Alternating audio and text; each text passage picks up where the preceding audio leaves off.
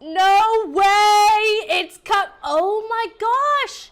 Okay, that is incredible. This Friday's gonna be sick. That was sick. This is Sportscentre. Hey, I'm Julie Teixeira, and Championship Sunday in the NFL is just 2 days away. So let's dive deep into Ravens Chiefs and Lions Niners. And the starting point for both these games has to be injuries, with the biggest one being Deebo Samuel. But good news, Niners fans, he got in a limited practice on Thursday, which is a very positive step towards him playing on Sunday. For the Chiefs, Isaiah Pacheco, not as optimistic, as he missed practice on Wednesday and Thursday, and his status is still up in the air for Sunday's game. But the Ravens got some huge news as Mark Andrews has been activated off IR and will be back on the field Sunday. Now on to that first game, and what really has us hyped is the QB matchup between Patrick Mahomes and Lamar Jackson. It's the first ever playoff matchup in NFL history between two MVPs under 30. Now, if history is any judge, Mahomes may not have many issues with this Ravens defense. I mean, just look at those numbers from the previous games. Video game-like. But this Ravens defense is different, as they're the first team in NFL history to lead the league in points allowed, sacks, and turnovers. Now, in that late game, Brock Purdy could make some cool history with a win, as he'd be the first quarterback since Joe Montana in 1984 to beat every playoff team in his conference. And based off the spread from our friends at FanDuel, they seem to think that's the likely outcome, as the Niners are 7-point favorites over Detroit, with the total set at 51.5. And the road to the Super Bowl concludes this weekend on TSN and CTV. It all starts this Sunday at 3 Eastern, noon Pacific with the Chiefs and Ravens. And after that, it's the Lions and the Niners. We're sticking with the NFL and those unreal matchups this Sunday, so who better to join us than our gambling guy, Davis Sanchez. Great to see you, Chez. Good to see you. Let's start with the first game Sunday and maybe just a general rule of thumb. If Patrick Mahomes is an underdog, shouldn't we just blindly bet on him every single time? Betting, on Patrick Mahomes is never a bad thing. I think that, if you look at his history in big games, he's been excellent. I mean, he's, other than Tom Brady, you could argue he's the GOAT when you look at the start of his career and just how good he's been, and especially the bigger the moments, the better he's been. Big time players make big time plays in big time games. That's been Patrick Mahomes.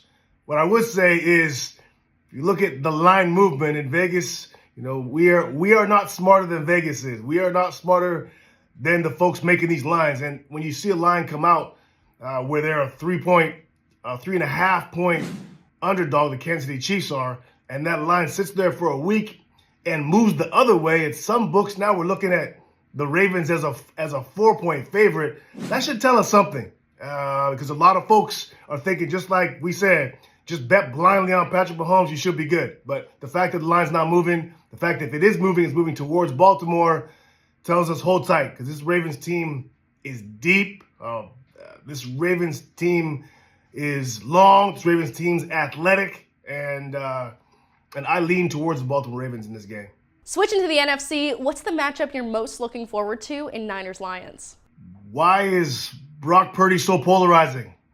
What is it? Is it the fact that he was Mr. Irrelevant? The fact that, he's not a first-round pick, but he's taken his team to the NFC Championship game in his first 2 seasons, that everybody is talking about it, whether he's getting not enough credit, too much blame, whatever it is.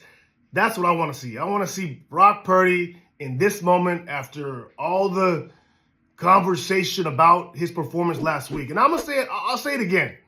Brock Purdy stunk last week. I'm okay with saying that. And I'm also good with saying it doesn't diminish how great he's been this year. Brock Purdy was an MVP candidate with a month to go in the season, and legitimately.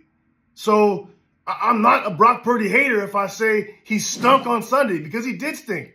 Yes, that's what I want to see. All the pressure on Brock Purdy. All eyes on Mr. Irrelevant, who's not so irrelevant at this point in time. Davis Sanchez, a pleasure as always. And just a reminder, you could watch the AFC and NFC Championship games on Sunday on CTV and TSN. It starts at 3 Eastern, noon Pacific with the Chiefs and Ravens. And after that, it's the Lions and Niners. On February 23rd, 1985, Patrick Roy made his NHL debut and jump-started his long and complicated relationship with the Montreal Canadiens. For most of Roy's 12-year tenure with the Habs, he was regarded as a hero. His first year as a regular starter with the team, he led them to a shocking Stanley Cup. He'd go on to win 3 Vezinas, 4 William M. Jennings trophies, and another Conn Smythe during his second cup run with the team. And then, like all up and down relationships, things went sour. During the 95-96 season, Roy found himself in a very public rift with incoming coach Mario Tremblay. On December 2nd, 1995, Roy let in 9 goals against the Red Wings and was subject to mock cheering from Habs fans after making a very easy save. I cannot even picture Patrick Roy getting the Bronx cheers. 65 feet, wow, the save gets the center. Baby, look at all the, oh boy, Patrick got the hands up in the air. That's not the thing to do, no. Leading to a moment that will forever stick with this fan base. Roy was seen brushing past his coach and telling Habs owner that it would be his last game in Montreal, and he was now officially public enemy number 1. So why are we telling you this long tale? Well, it took almost 30 years for this story to come full circle, and it did last night. With Roy recently announced as the Islanders head coach, his return to Montreal behind the Isles bench has become a real tearjerker. Heading into the night, Roy claimed he didn't want to become a distraction, but following the Isles' 4-3 loss, he made sure to show his appreciation for the moment. I'd like to thank the Montreal Canadiens for that. I mean, it was really nice of them what they did, and the fans were just like usually. I mean, this is a good crowd, and it's like in New York. So they're good fans, and they love their team, and they want to support them, and I'm thankful for that. He is a notoriously non-sentimental guy, but you could tell on the bench before the game he was getting a little misty before the puck was about to drop, with the standing ovation going right almost up until puck drop. And post-game, he wanted to show his appreciation. So this was special, and I think we saw a little different side of Patrick Roy in this moment. Time now for my favorite segment and yours, Why We Love Sports Today. Why we love sports today. And step aside any other press conference moment. We got a new clubhouse leader for greatest response to a question. Obviously a crazy crowd. I know they weren't very friendly to you, but I just wondered, what has it been like to watch women's sports? They were. They were calling me Boo. Well then. Dawn is a legend for this. The way that she delivers this line, the way that she says they were calling me Boo, and the way that she is wearing a Chanel hoodie. Give her all the awards. And we finish with major news from the soccer world. As this morning, Liverpool manager Jurgen Klopp announced that he'll be stepping down after the season. I will leave the club at the end of the season. It is that I'm, how can I say that I'm running out of energy. Know that I cannot do the job again and again and again and again. A heartfelt message from Klopp, who's been with Liverpool since October 2015. And taking a look at his trophy case, he really did win it all in England. Winning the Champions League, Premier League, FA Cup, League Cup, Community Shield, and Club World Cup. But it was that Premier League title that was so important, as it was the first time that Liverpool won England's top flight in 30 years.